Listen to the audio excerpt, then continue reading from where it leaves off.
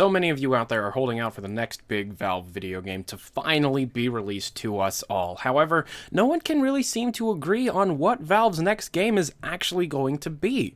Will it be Half-Life? Will it be another multiplayer game? Or will it be something completely out of left field? There is actually evidence pointing towards pretty much every single Valve IP getting some kind of new game in the future. However, it doesn't really seem like Valve is that focused on making games. So why don't we go through all the different evidence pieces regarding future games and every reason why Valve would want to make one of these games.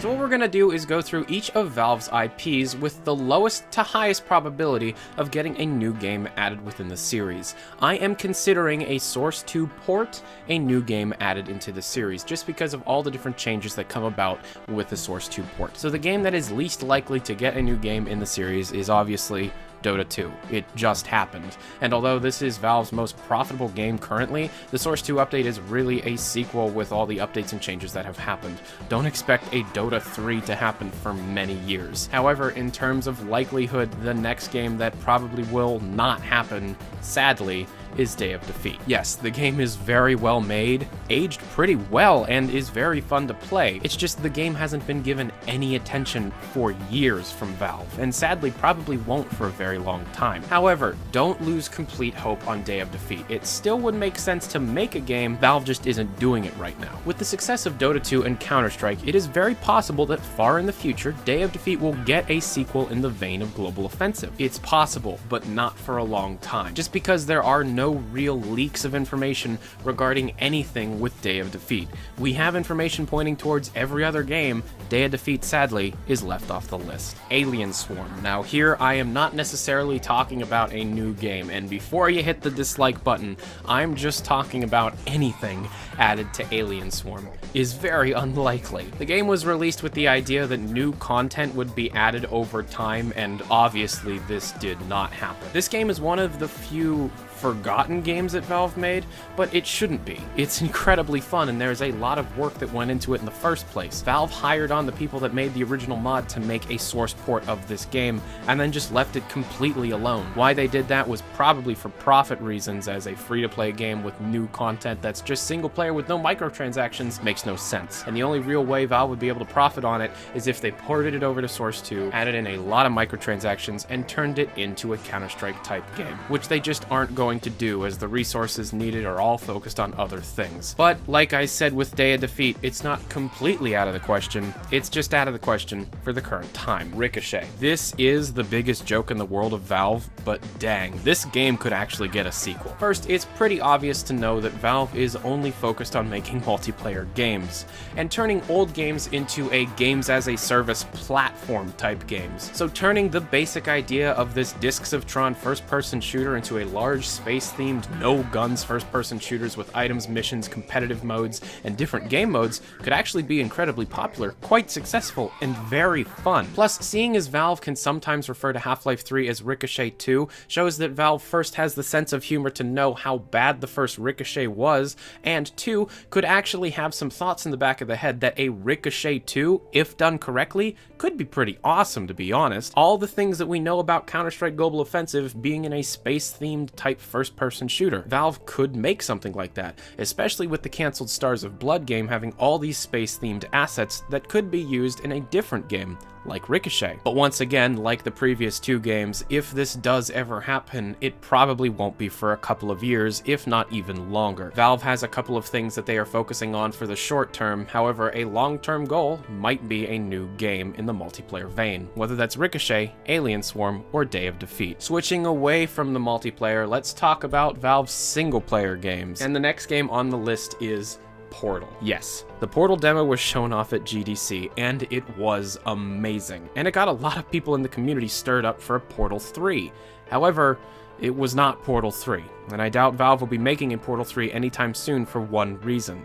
It would be single player. Aside from Half-Life, which we'll talk about in a little bit, Portal is Valve's only single player series. And a single-player series is not as profitable as a multiplayer in the PC gaming space. Why make a single-player game and charge $60 once when you could make a free-to-play multiplayer game and charge little amounts over the course of years? Now, don't get me wrong, free-to-play games as a concept is a good thing, and Valve is one of the few companies that do it incredibly well. But the downside is that financially, putting the time and effort into a new single-player game just doesn't make any sense anymore. I would love to think that Valve is putting a lot of effort into making new single-player experiences like Portal or even new ones, but it is pretty hard to believe that instead of Valve putting a lot of effort into something that will generate a ton of profit very quickly, like small updates in their current first-person shooter multiplayer games, they would be focusing on a single-player game that takes years to create for them to be even able to make any money on it in the first place. All of this pertains to single-player games, except if they were to make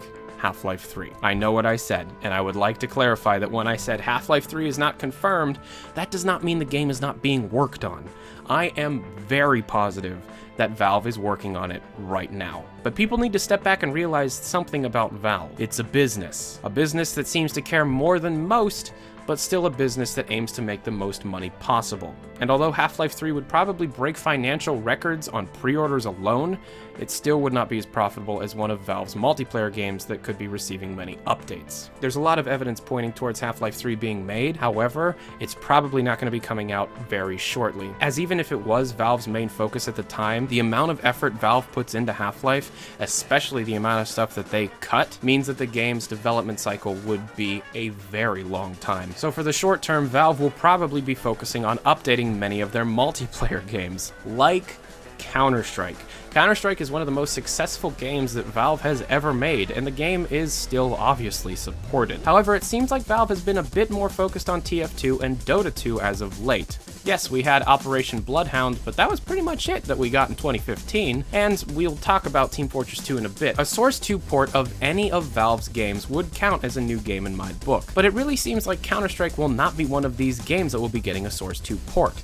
It is possible that it could happen in the far future. Porting over any game to a new engine means that the game itself was missing a large gameplay feature that porting over to the new engine can help create. And Counter-Strike doesn't really seem to be lacking anything monumental that a new engine could bring ahead.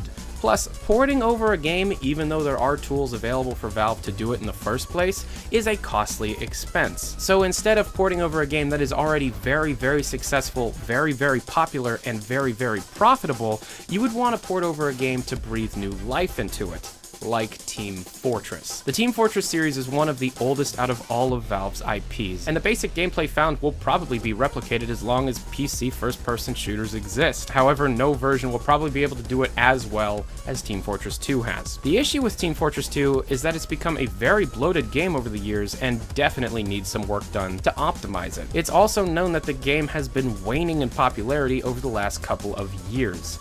Building the game from the ground up on a new engine could alleviate these problems. The large concept of Team Fortress 2 matchmaking has been looming over us all for some time now, and we all know that it'll be in the next update as all the necessary files are already available in the game. However, a Source 2 port is also incredibly possible. The UI of Team Fortress 2 has received a lot of tweaks within the last update, and it seems like more is yet to come in the future. All of these things coming together really seems to point towards Team Fortress 2 being the next game to get ported over to Source 2, just because of all the life that could be breathed into Valve's first-person shooter, possibly making it as popular as it was a few years ago, making more money for Valve than a Counter-Strike port would. However, one game that everybody knows is coming, and has already been talked about, is Left 4 Dead. What can I say that hasn't already been said? Left 4 Dead has the most leaked files regarding any real new game, and it's the only unannounced Valve game that actually has legitimate confirmed screenshots. Yes, the screenshots are from a couple years ago, but everybody knows Valve's development cycle is years. Valve is the definition of perfectionism within the game development community. Plus, you have to remember, Left 4 Dead is probably what Valve is going to use to show off the true potential of Source 2. And for good reason. It's cooperative. Co-op games mean that you'll be playing with other people. obviously. But that also means microtransactions for cosmetics are possible. And believe me, if you listen to the Game Slice podcast Gabe Newell did with Jeff Keighley, you know that Gabe said that Valve has learned a lot with their previous games, and they will always use the things that were successful in future games. Guess how successful cosmetics are? Very successful. Guess how many times Valve is going to use cosmetics? Every time they can. So putting all of their effort into a game where microtransactions is completely possible is what Valve is going to do. Like I said, Valve is a business, but a very good business. So if they do go the route of microtransactions within the next Left 4 Dead game, they will probably do it in a way that is not intrusive at all. As we all know, we will be paying for the next Left 4 Dead game, so it'll probably just be cosmetics and skins. Valve will probably also move a lot of features seen within other games into Left 4 Dead, like missions, frequent content updates, and unlockable items. It is very believable, and to be honest, it'll probably be the next Valve game. But anyways, that was all of my opinions and facts regarding what Valve's next game will probably be. Thanks for watching, guys. As you know, I'm Tyler McVicker. If you want to see other stuff by me that has to do with Valve, go check out my second channel, Valve News Extra, where I upload my live streams, and I'm going to be uploading a couple of other Valve-related series specifically to that channel, so go and subscribe and look forward to that. But thanks for watching, guys. As you know, I'm Tyler McVicker. This is Valve News Network. Thanks for watching, guys. Adios.